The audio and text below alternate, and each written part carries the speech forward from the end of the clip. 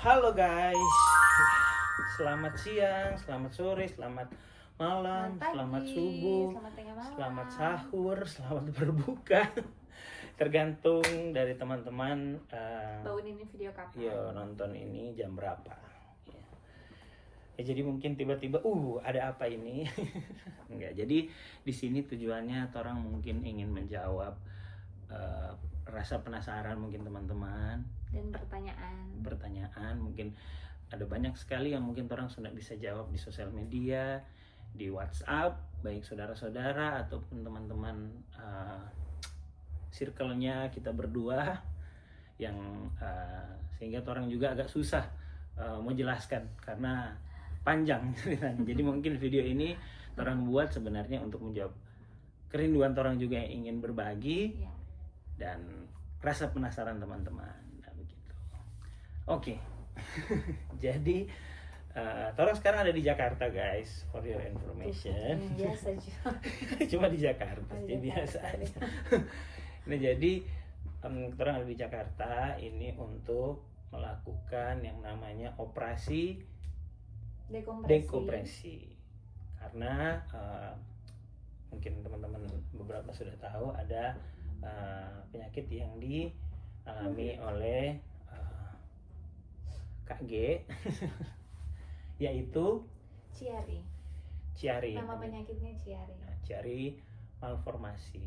Nah, mungkin sebelum lebih panjang, mungkin apa itu Chiari? Oke, jadi Chiari itu adalah penurunan otak kecil yang seharusnya berada pada tempatnya, namun dia turun. Dia turun ke bawah. Ya iyalah turun ya. Turun ke bawah, ya itu disebut dengan Chiari malformasi, seperti itu. Tapi turunnya orang itu yang penderita Chiari itu beda-beda. Ada yang 5 mm, ada yang 3, ada yang 7. Dan kita itu di 14 mm, guys. Ternyata sudah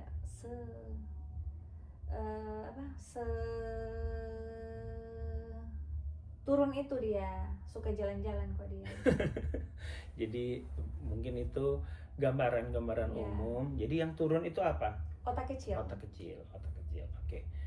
Nah, kira-kira apa perbedaannya atau DP dampak apa ketika Gejala. apa yang mengganggu atau apa yang dirasa waktu itu? Nah, jadi gejalanya ini muncul di bulan Juni 2024 yang pada saat itu sakit kepala. Sakit kepala yang sebenarnya sulit kita mau jelaskan kalau di sini karena memang kita juga sharing dengan sesama penderita Chiari, memang cuma sesama penderita Chiari yang bisa mengerti DP gejala atau DP rasa sakit itu seperti apa. Tapi secara gambaran umum, kalau teman-teman ingin mau tahu bagaimana ini DP gejala ini, yang pertama itu sakit kepala.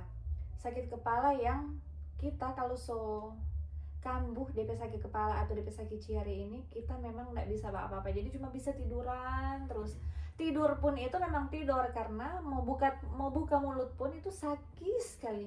Kayak tadi kita makan roti itu, kita cuma buka bagian, sayang kita nggak bisa mau masuk nih roti karena sakit sekali tapi kepala. Begitu dan jadi dapat gejala seperti itu dan itu datang setiap hari.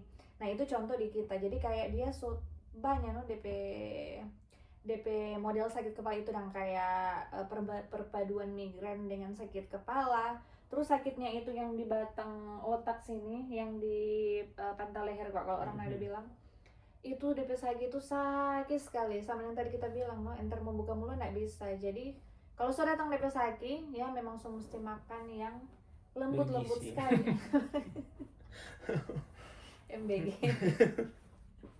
Yang lembut sekali, jadi kayak tempe atau apa itu nggak bisa karena kalau kita bakunya itu pasti sakit sekali. Dan bukan cuma itu, jadi penyakit ini bikin kita itu nggak bisa melompat. Nggak bisa melompat karena dia nggak bisa tatada dang. Jadi kalau kita kayak dang tajatung itu tatada tuh, kambuh lagi kita. Atau kita babato, tatada lagi itu kayak tatekan tuh kalau babato, kambuh lagi. Bersin apalagi kita menghindari bersin. Kalau bersin itu DP sakit langsung. Pokoknya kita kalau rasa bersin tas mau obat tidur supaya siap dan mau menerima dan ini. Itu mungkin DP gejala ini dan Coko Didi.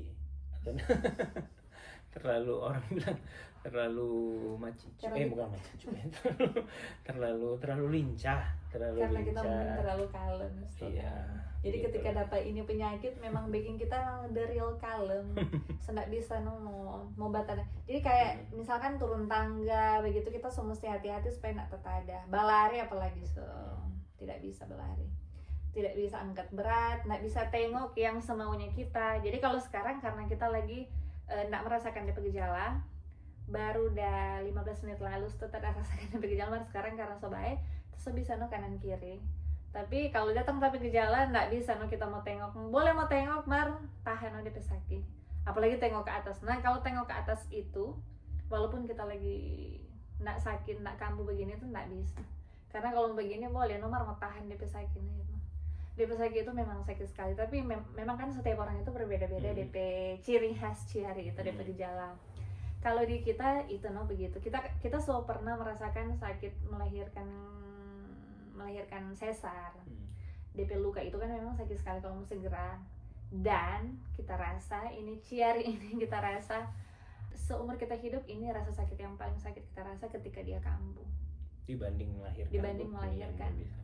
Aduh, kalau dia apa?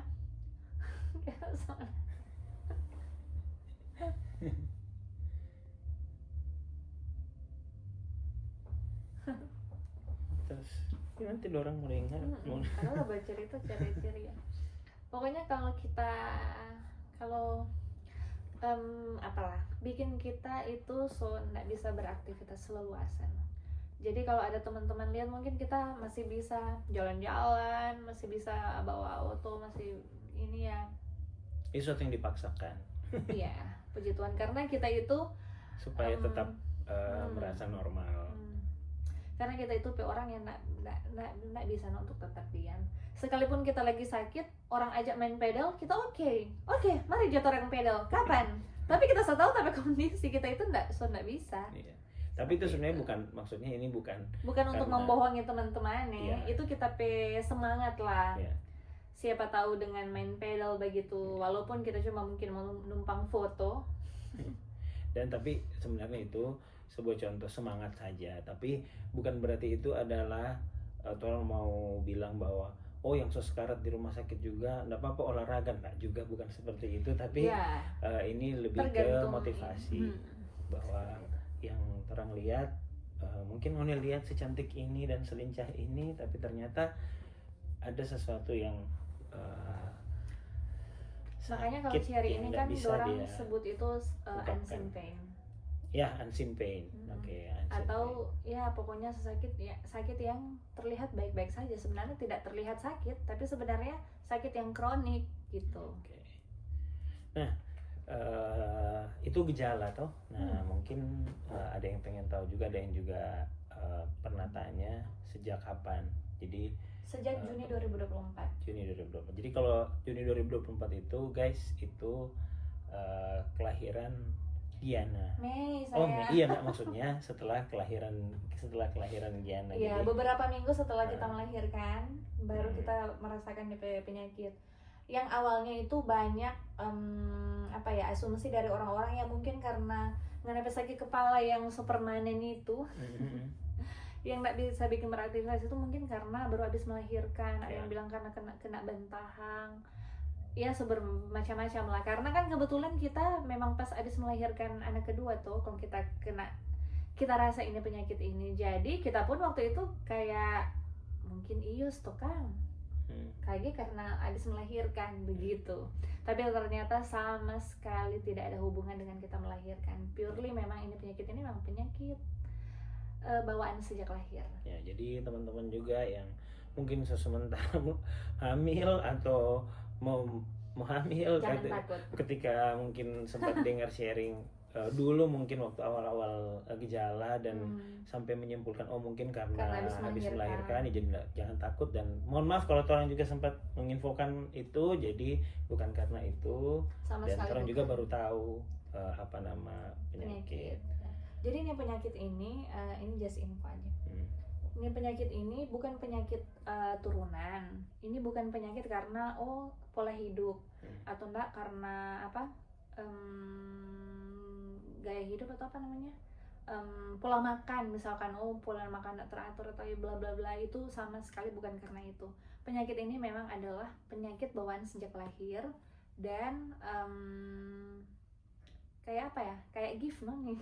Iya, jadi kayak Penyakit ya ini. anatomi tubuh lah, jadi memang bentuknya sudah seperti Ya, itu sejak lahir. strukturnya memang strukturnya. sudah pada saat di kandungan itu strukturnya memang sudah mungkin apa ya, tanda kutip berbeda lah dari Ya. orang-orang normal pada umumnya, Ya. karena ternyata kita ada penurunan tonsil yang seperti itu begitu. Ini penyakit ini sudah ada sejak dari kita di kandungan, tapi baru merasakan gejalanya itu di umur 30-an seperti itu. Ya, itu memang juga kenapa info yang terang dapatnya dari dokter, memang kenapa baru terasa di umur 30-an, karena ya memang kalau masih kecil ya mungkin Belum. posisi tonsilnya memang masih cukup lah di situ. Kan itu masih masa pertumbuhan Ya, juga. masih Ini masa kan kita pertumbuhan. sober. Nah, karena ini sudah masa pertumbuhan yang maksimal, jadi sota turun dia, jadi sudah tidak cukup gitu. Oke, nah memutuskan untuk operasi. Nah, oke, sebelum ke situ, kira-kira ketika disarankan, kan orang juga sudah konsultasi, jadi for your information juga orang konsultasi baik di Indonesia dan kemarin sempat di Malaysia di Penang. Nah, ketika dapat saran untuk operasi bagaimana? Kita itu dikasih saran operasi itu di bulan Oktober 2025.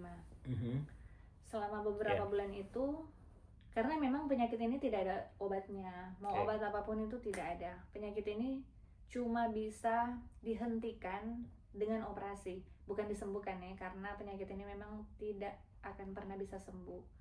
Ini soal kita penyakit selama kita hidup, tapi itu bisa dihentikan gejalanya, dan penyakit ini tidak akan semakin bertambah parah apabila dioperasi. Jadi cara satu-satunya itu cuma operasi. Nah, dokter sudah bilang itu dari Oktober 2025, dan kita tidak siap. Akhirnya setelah beberapa bulan berpikir, dan kita tanya-tanya juga sama sesama penderita Chiari, yang akhirnya dorang juga menyarankan memang sangat-sangat lebih baik itu ketika operasi. Jadi akhirnya kita mengiyakan untuk ya sudah operasi saja. Walaupun kalau mau tanyain sekarang ini di tanggal berapa ini? 7 Maret 2026, kita sebenarnya belum siap sepenuhnya 100% untuk operasi. Ya, jadi sekedar informasi aja ya, karena memang ya namanya operasi mungkin apalagi ini kan operasi di kepala ya, batang otak. Jadi mungkin teman-teman juga pasti mungkin akan pernah mungkin mengalami maksudnya hal yang sama ketika harus operasi, ataupun pernah mendengar orang yang harus operasi itu DP kegalauan seperti apa ya, sama lah seperti ini. Tapi karena apa sehingga apa turning point sih, turning point. Iya, karena Tuhan, dan memang iya, maksudnya kira-kira turning point-nya apa, istilahnya apa, titik balik dari ya sudah, dari tadinya takut ragu, dan akhirnya oke, biar takut biar ragu, tapi ya itu keputusan yang terbaik. Kira-kira apa cara Tuhan waktu itu? Sebenarnya terdengar klise, tapi ini betul-betul the real dari apa yang kita alami. Karena semangat. Kita itu nggak bisa diam orangnya. Makanya kita itu nggak bisa diam. Jadi hampir 2 tahun kita merasakan ini sakit ini, kita kan cuma di rumah. Karena kita memang membatasi aktivitas karena ini penyakit ini sering sekali kambuh. Kita berpikir bagaimana Kang supaya kita bisa mau melanjutkan hidup orang normal begitu. Jadi dengan semangat itu, bahwa kalau ngana operasi, ngana mau siap, ngana kan keinginan ngana mau buka usaha. Yang pertama itu sih yang paling pertama sekali itu kita keinginan yang paling kuat itu, karena kita berkerinduan, kita suka membuka usaha. Jadi bagaimana cara supaya kita bisa kuat kembali untuk kita bisa berusaha? Karena jujur sekarang kita memang berusaha tapi ya nggak 100% karena terkendala dengan kita kesehatan. Jadi itu bukan salah satu tapi yang terbesar adalah kita semangat sembuh itu karena kita suka mau impian dari kita diri ini terlalu banyak. Mungkin kita suka mau berusaha yang pertama, habis itu kita suka mau full dengan Kristal dan Giana, kita suka untuk mau antar jemput kita anak, mau les ataupun sekolah, itu kita semangat dang.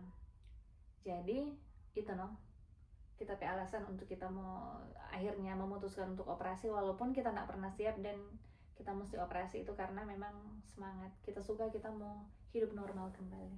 Ya, jadi mungkin ada sedikit klarifikasi penjelasan. Jadi itulah kenapa mungkin kalau teman-teman di luar sana, kita ke teman kantor, teman-teman mungkin juga teman kantor ini mau bagikan orang pakai bahasa Nado apa di Facebook kan siapa mungkin teman-teman di kantor mungkin ataupun teman-teman di gereja ataupun di manapun berada ya, mungkin kalau tiap kali orang dapat undangan, mungkin kalau misalnya orang hadiri satu acara tertentu, kadang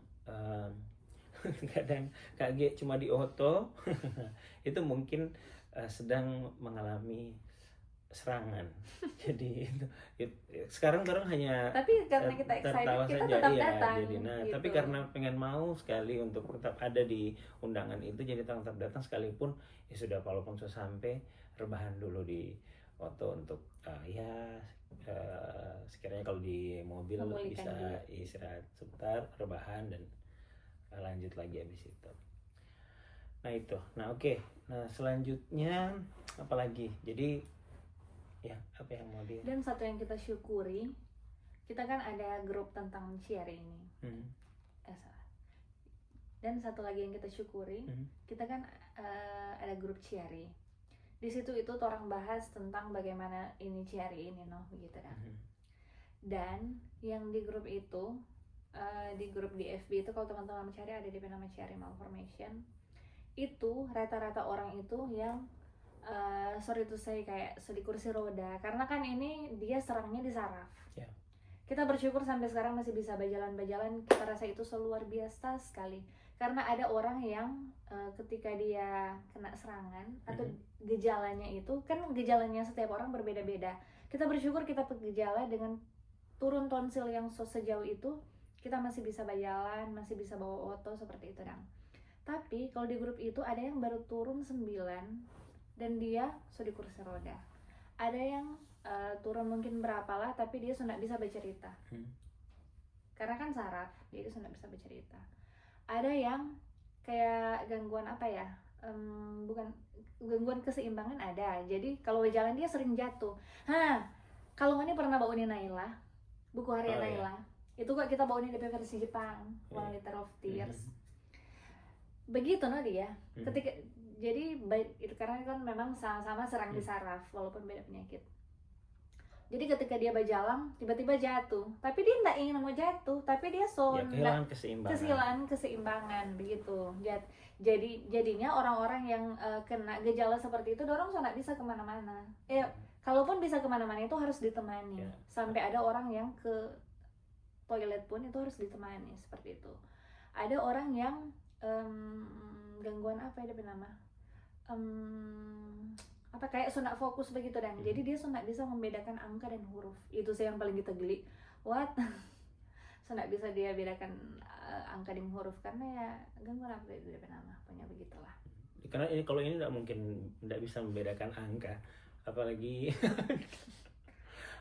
angka mutasi rekening, apalagi angka. Tapi kita pernah loh satu kali tidak bisa bedakan mata uang. Jadi kita waktu itu mau bayar. Itu wajar lah kalau orang tidak pernah lihat warna uang yang berbeda kan, atau misalnya ada satu negara, kalau tidak salah Amerika atau di mana? Ya ampun. Yang warna jadi yang sakit kita guys, Mars Sopang lupa itu dia. Waktu itu orang sama-sama dari beli tahu. Oh Waktu iya, mas-mas di Tomohon. Iya. Kok dia tuh lupa dasaki yang dasaki kita. Waktu itu tuh orang di Tomohon kau mau bayar 45.000, kita kasih keluar 5.000, kau minta pulang akang pulang akang. Kedua ini, kak ada kasih 5.000, 100.000 tak ada kasih. Jadi begitu kita pernah satu kali begitu. Dan waktu itu kita belum tahu kalau ternyata pengaruhnya sampai di situ. Jadi kita mewajarkan itu kayak ya kita kok lupa itu ya. Ternyata salah satu itu kan saraf tau begitu. Tapi ya puji Tuhan sejauh itu gitu. Sejauh ini itu gitu. Kalau misalnya nyenda operasi kan, nah itulah salah satu kita titik balik kita mau operasi. Karena kalau nyenda mau operasi ini kan sekarang kita bergejala, puji Tuhan baru begini, ini pun kita bilang baru ini. Ya sampai kayak teman-teman yang lain yang kalau yang sama yang kita ceritakan tadi. Nah kalau tidak dioperasi, kedepannya akan jadi seperti itu, akan jadi lebih parah. Jadi kayak sudah bisa jalan lah, hilang keseimbangan lah, ya bla bla yang lain-lain itu yang kita ceritakan tadi. Kedepannya akan seperti itu. Jadi untuk mencegah itu terjadi ya harus operasi. Itu. Walaupun setelah operasi ada orang yang sampai 3 kali operasi dekompresi. Karena 5 tahun pertama jalan, itu DP operasi berhasil dan dia hidup normal kembali. Akhirnya muncul lagi gejalanya. Operasi lagi, beberapa tahun berjalan bukan sembuh sih, normal kembali begitu toh. Tapi abis itu muncul lagi, kena serangan lagi, jadi operasi lagi, jadi dia total 3 kali operasi dekompresi. Ya jadi orang doakan bersama mudah-mudahan tidak seperti yang tidak dialami. Ada kedua kali, ketiga kali dan seterusnya, hanya 1 kali, amin. Nah, jadi mungkin tadi sempat bilang dan jadi sedikit menjelaskan jadi saja buat semuanya. Jadi memang karena gejalanya beda-beda dan untunglah Grace ini gejalanya baru sampai di situ, sampai di sakit kepala yang tak tertahankan itu. Kalau mau dilihat yang lain mungkin yang sudah sampai operasi itu sampai parah karena menyentuh saraf, dan baru dioperasi di saat sampai di tahap itu. Dan orang sangat syukuri orang lakukan tindakan operasi ini dengan gejala yang baru seperti ini. Bagaimana tadi? Dan kalau operasi maksudnya, dan kalau DP gejala yang seperti itu yang sama yang kita bilang tadi, kayak dia misalkan tinggal di kursi roda atau dia nggak bisa bercerita begitu, itu bisa saja dioperasi, tapi gejalanya itu tetap begitu, dia nggak bisa hilang. Hanya menghentikan supaya tidak terjadi gejala yang lain aja, karena kan saraf. Jadi untuk tonsil itu dia turun, semakin dia turun itu dia semakin tekan batang otak saraf kan. Jadi itu semakin dia tekan ke bawah saraf apa begitu yang gangguan, habis itu gangguan yang lainnya seperti itu. Ya, jadi sebenarnya kalau mau dibaca atau mau dicari tahu nggak rumit, cuman karena langka jadinya seribet itu. Dengan gejalanya segala macam. Mungkin kalau ada penyakit mungkin lebih ribet dari itu, tapi karena orang sering dengar setiap hari jadi sudah terasa lumrah, padahal mungkin lebih berbahaya. Sakit kepala. Boleh ya. Sudah terang simpulkan dia. Oh iya. Apakah kira-kira terakhir? Pikir juga dari sakit kepala. Iya. Mau ini juga orang mau bilang minta doa. Langsung ya. Oke, jadi teman-teman mungkin tadi sudah jelaskan, sudah menjawab pertanyaan-pertanyaan yang selama ini Oni masih penasaran, dan hari ini orang minta doanya, minta dukungannya, semoga lancar, dan orang bisa kembali ke Manado dengan sehat, kuat. Amin. Dan penuh semangat dan pengharapan. Oke. Mohon dukungannya dan doa teman-teman. Saya Grace Tendia. Saya Vincent Soruntu. Thank you Lord for all you've done. Thank you Father Spirit.